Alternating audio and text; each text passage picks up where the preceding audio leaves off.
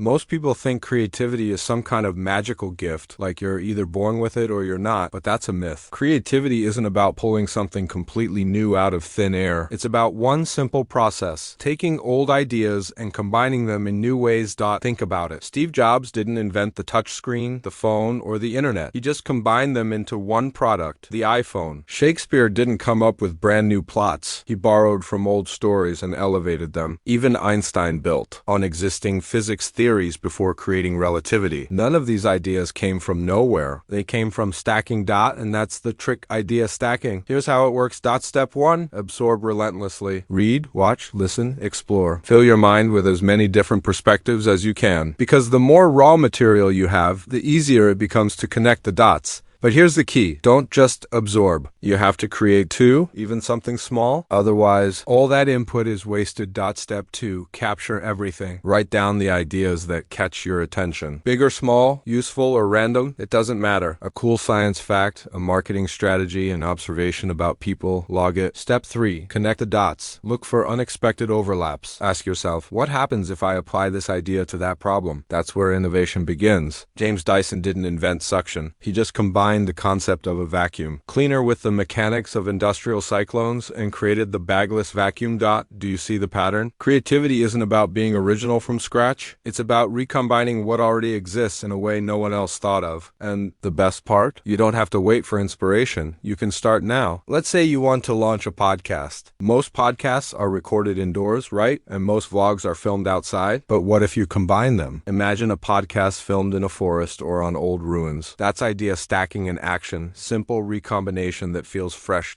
So here's the takeaway. You don't need some special talent to be creative. You just need a method. Absorb, capture, connect. Keep stacking ideas, and eventually the overlaps will turn into something remarkable. That's all creativity really is. Not magic, not talent, just a process that works.